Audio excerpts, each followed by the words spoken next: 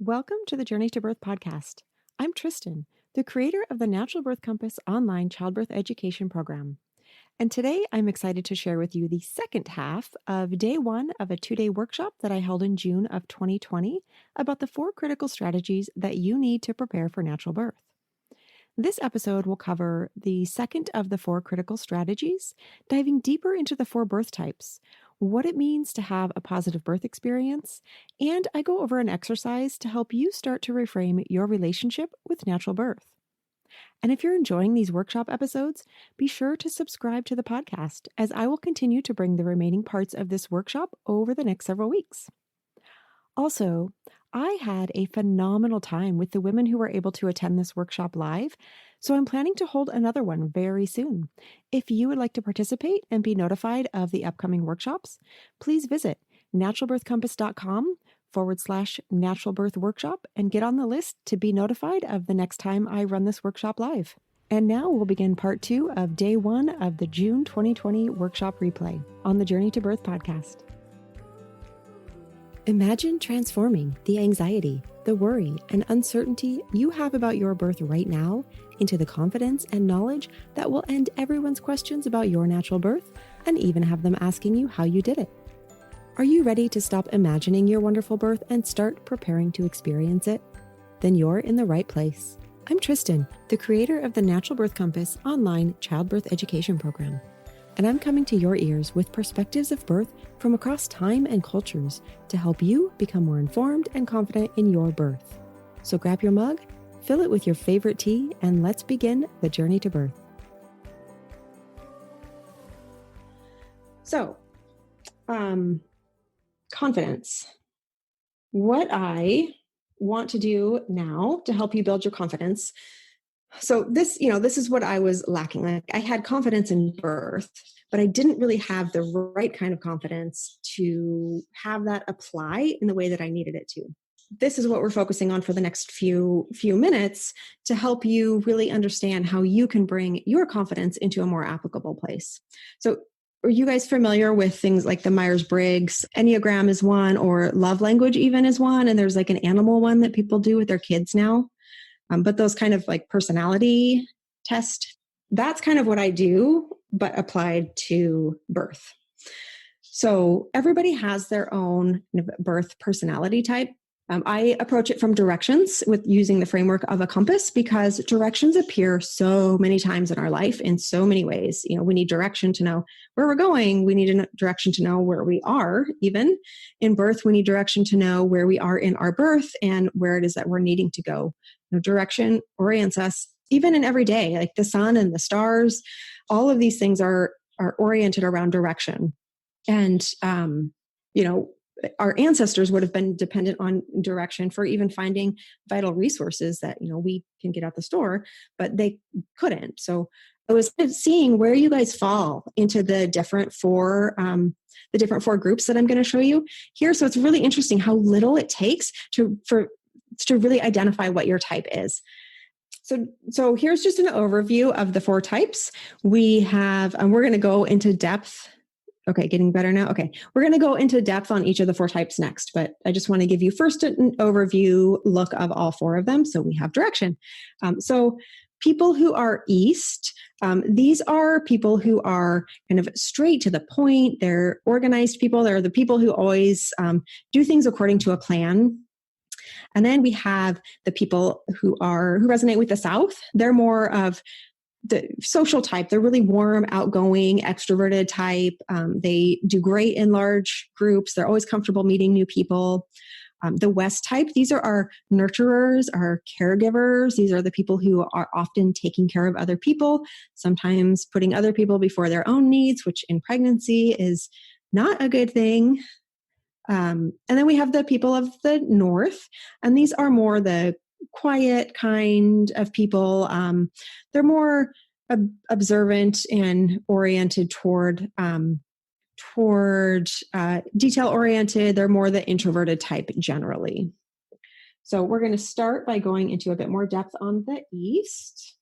So East, So as we said, these are the straight to the point, organized people. Their strengths are in being able to make a plan. They always have things prepared. They always kind of anticipate what's going to happen and have a plan for all of those different things. They often have really clear direction, really clear vision.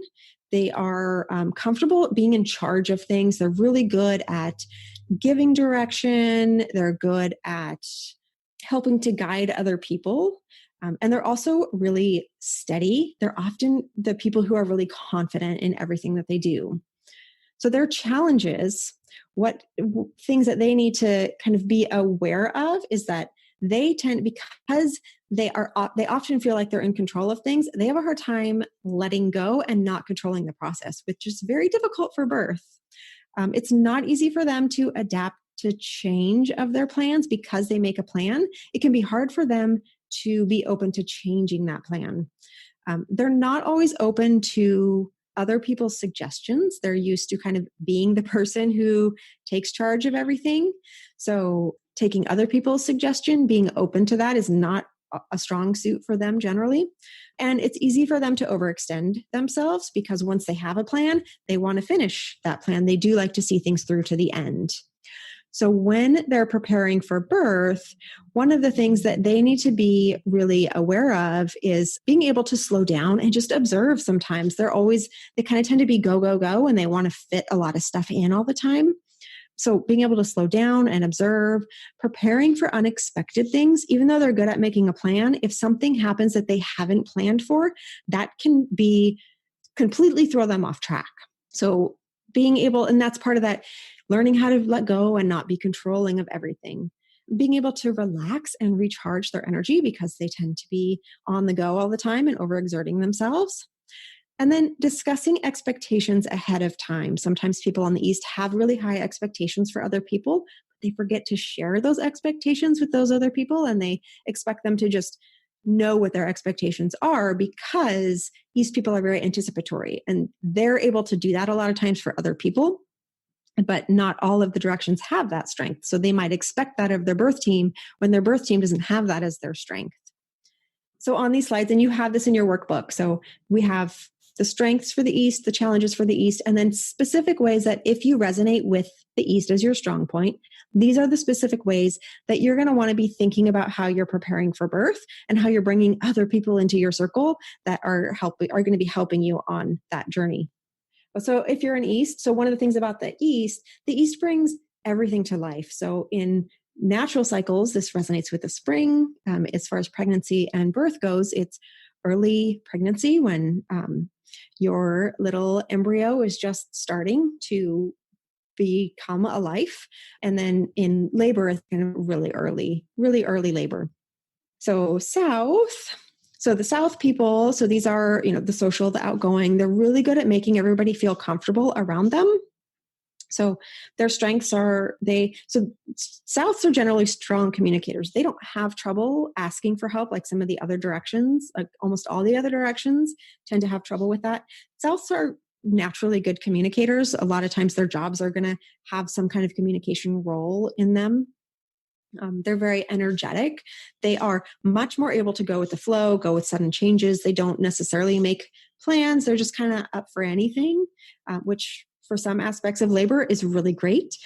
It's one of their other natural strengths is that they're just they're open to change. They're open to suggestion, and they create a lot of comfort in other people. So people feel comfortable kind of guiding them, helping them, communicating with them.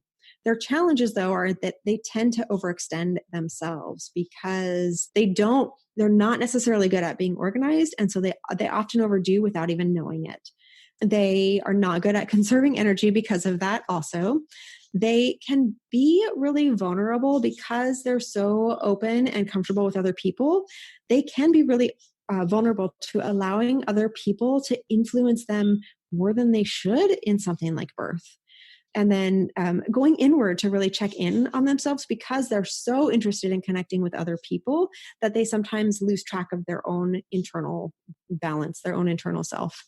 So for people who resonate with South, they need to be focused on dedicating time to rest and practicing more internal based exercises like meditation or yoga or things that are just really going to get them in touch with themselves.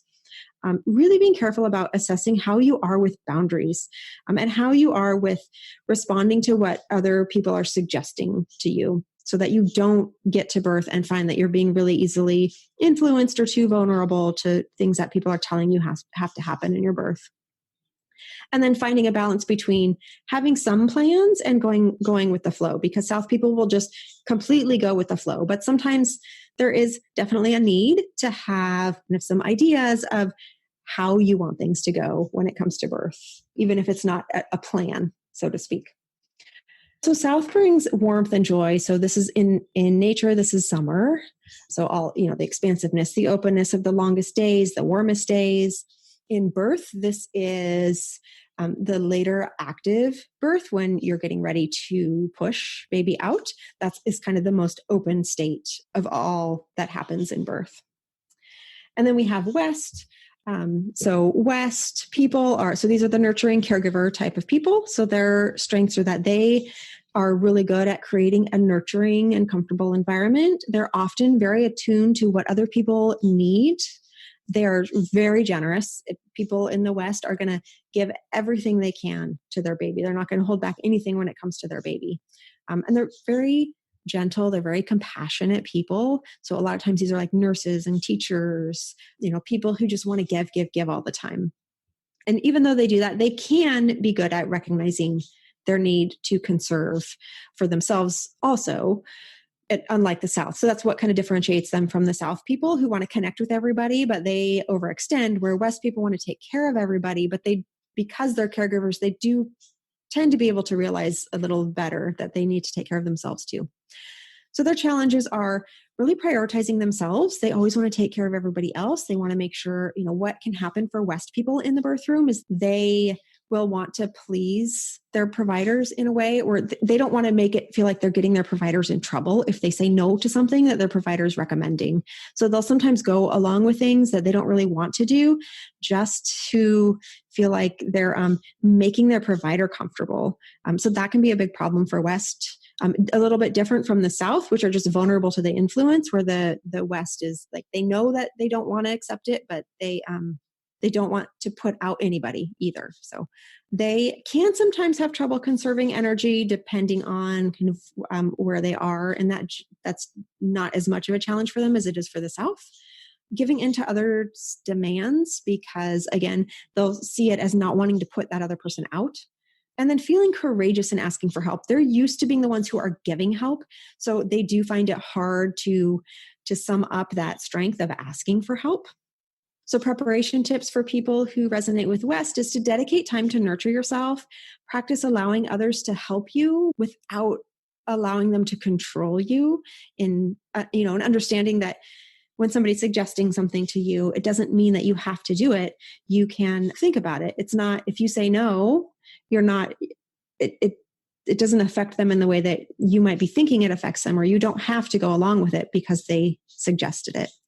And then assessing your needs ahead of time and preparing your team to offer you help in the right way, like letting them know that this is not an area of strength for you and you need them to help you, but you also want to be allowed to make your own decisions. So the way that they need to approach you is going to be really important. So West people, they bring nourishment and comfort. West in nature is the harvest time, so autumn and fall. And then for the birth cycle, this is after baby's born, bring baby back skin to skin, closing out that birth cycle, and having that bonding and that connection time. And then we have the North. So the North, these are the more introverted, quiet type of people. So their strengths are they're calm and they're level-headed throughout birth.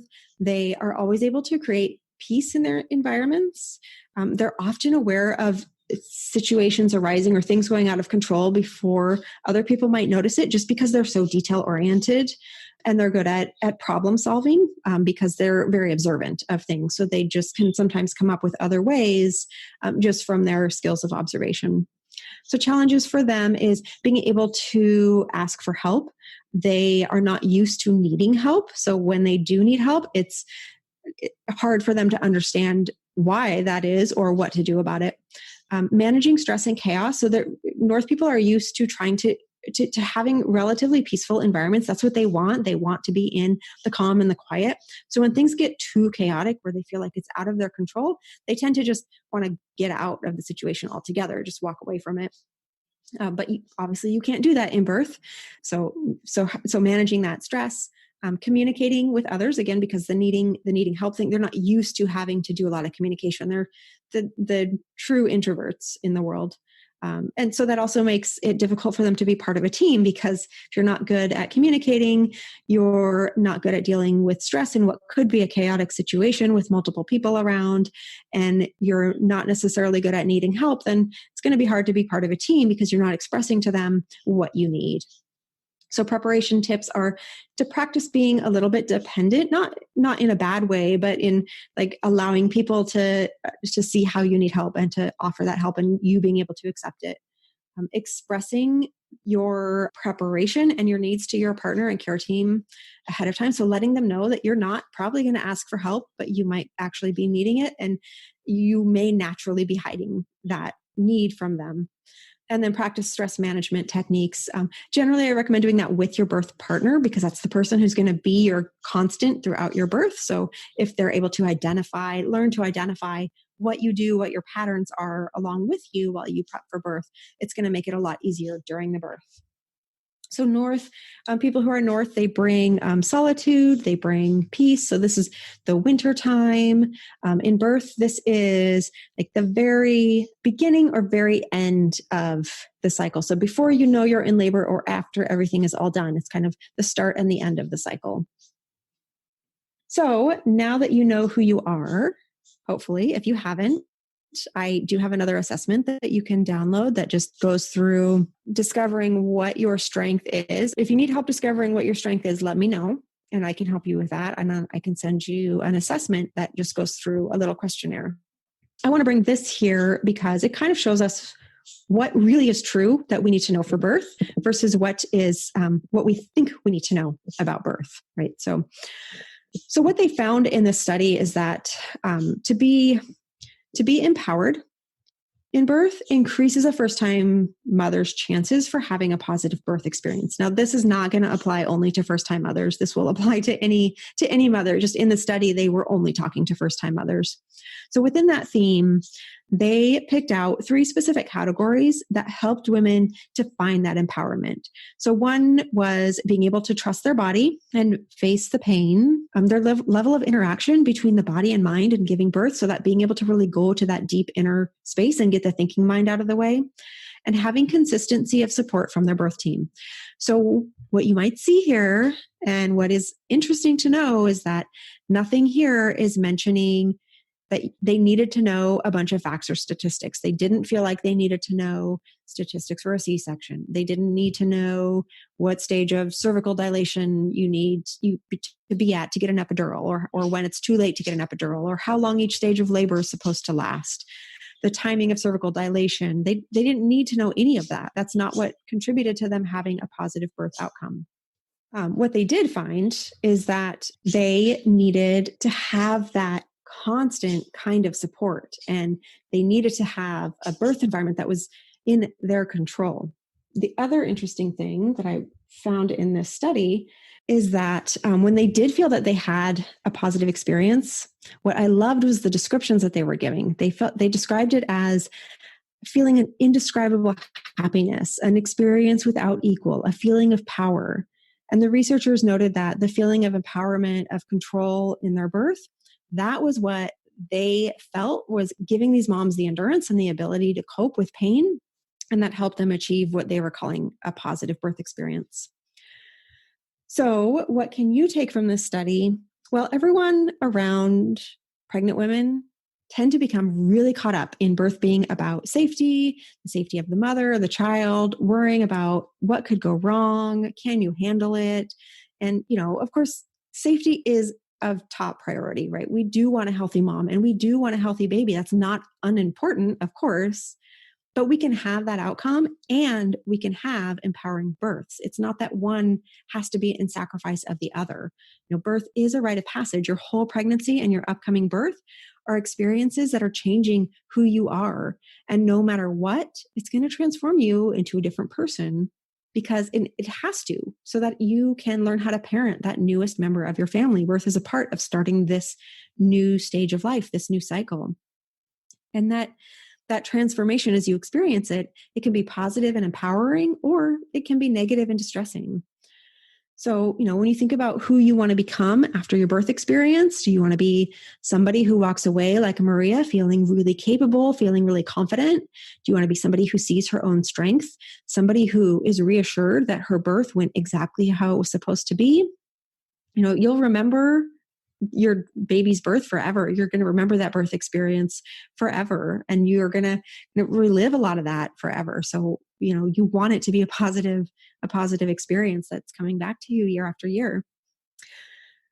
So how did we get to this place, and why do we have so many different feelings about birth? Some people are excited and confident, other people have more fear and terror, but how did we get to having all of these different ideas about birth? Well, we have different perceptions based on what we've experienced in the past, what people have told us, what we've seen on media, how our friends and family react to us telling them we want a natural birth, what we read on social media and the internet. And it's really hard to know what the truth is for you. Now, we've all, are familiar with images like this, right? Where you see this kind of thing in movies or on TV shows, or maybe even if you attend births, you may have seen something like this happen. Or it's possible for some of you here that you've experienced this in your own births. The doctors or midwives kind of directing your birth, telling you what you need to do. Maybe they believe that they're saving this mother and this baby, and they're getting her through this problem. But meanwhile, we look at this picture, and I don't know about you, but I feel really uncomfortable for her. I feel, like that's a really vulnerable and uncomfortable situation. Somebody is holding her legs open. Another person is looking there. Just looking at this picture, it makes me feel a little bit uncomfortable. I really can't imagine being in this place, especially when you're trying to have a baby, right? Then we have, the classic image of the woman who knows her water just broke, right? Which really only happens in maybe 10% of births, but it's one of those common images that the media wants us to associate with birth. And it gives us the misconception about how early labor feels, when most of the time it's actually really slow, and it has you question whether or not this is actually labor starting or not. So why do we have, all this drama in birth, right? Well, I think a lot of it comes because most of us grow up in a very birthless society. We don't see a real birth until we have our own. So we're dependent upon what we see in the media. We're dependent upon stories people share, what our birth providers tell us. But birth really isn't dramatic like the media portrays it. If they actually portrayed it how it presents, when it's natural and it's left alone for somebody who's prepared, it would actually be really boring for everybody except those who just really love to be a part of a slow natural birth and watch it unfold. But there's almost never heroics in birth. The reality of it is that, it's actually really slow, and it's really gentle process when everything is aligned right. When you're prepared in your body, when you're prepared in your mind, you're prepared in your spirit, it unfolds in a way that's completely manageable, and it can be calm and it can be peaceful. But these births are not seen as heroic. They're not exciting. So we don't see them. But, really, these are the moms that are the heroes of birth, not the doctors, not the nurses, not even the midwives that try to direct and manage birth to keep it on their timeline, on their agenda, according to their regulations and their policies. To really understand and trust natural birth, you have to really rewire your brain to see what a natural event really is. It's not like this light bulb here. We can't just take birth and switch it on and off like this light bulb. Instead, it's really more like a sunrise, that, this gradual change from darkness into the soft light of morning to the full light of midday, and then back to the sunset, gradually returning us to darkness. And we need these gentle transition. Nature shows us this cycle in these seasonal transitions. It's showing us what we need to know about birth all the time. Same with the seasons here. We don't go from this freezing cold snow of winter with the ground all covered in this blanket of snow to suddenly having flowers and baby birds outside the window. It's a gradual shift. The seeds germinate underground, slowly opening up and then reaching for the sky, opening up to become the beauty of a flower. Baby birds have a gestation time, and then, further, they have to grow their wings in order to fly. Like, this is the pace of nature. This is the pace that birth belongs to. The modern birth culture, for the most part, it does not acknowledge this pace. So instead, what you need to be doing, and what I'm going to have you do today, is to reframe your perception of birth so that you can guide the pace and the transitions, and you can trust the process unfolding as it should. So now you know your type, you know your dominant direction, and now you understand something about the pace of birth and how our understanding of that pace has been influenced by multiple factors. So I want you to just take some time tonight or today, whatever time zone you're in, to think about what you need to make your birth environment so comfortable, so peaceful, so safe, so relaxing that you can give in to that pace of nature. So what I will have you do is take some time to take some notes about what place you feel completely relaxed, completely at peace, and completely safe. Now, this isn't necessarily the place where you're going to give birth. In fact, I want you to kind of think like if you weren't even pregnant, where is the place that you are your most relaxed, at peace self? Where would that be? And then after you figure that out, I want you to take some time to think about this place a little more. I want you to list out the things about that place that make it relaxing, that make it peaceful and special for you. Think about how it sounds there, how it smells. Is it warm? Is it cool? Is there a breeze there often? Is it light? Is it dark? Is there water there? I just want you to notice all the elements in the space that are with you in this place that brings you that ultimate relaxation and safety. I want you to notice everything in that space that's putting you at ease and helping all of your senses relax.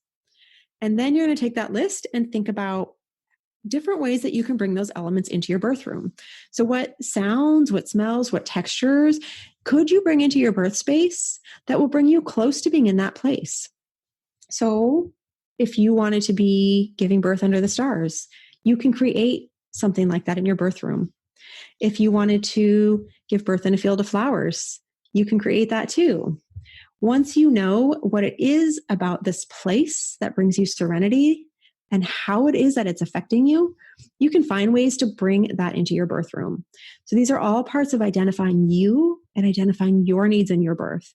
When you start associating these positive and calming feelings with your birth and your birth room, the fear and terror or anything that you don't want to have, any feeling you don't want to have, is going to get pushed a little bit further away. So remember that birth is not a medical event.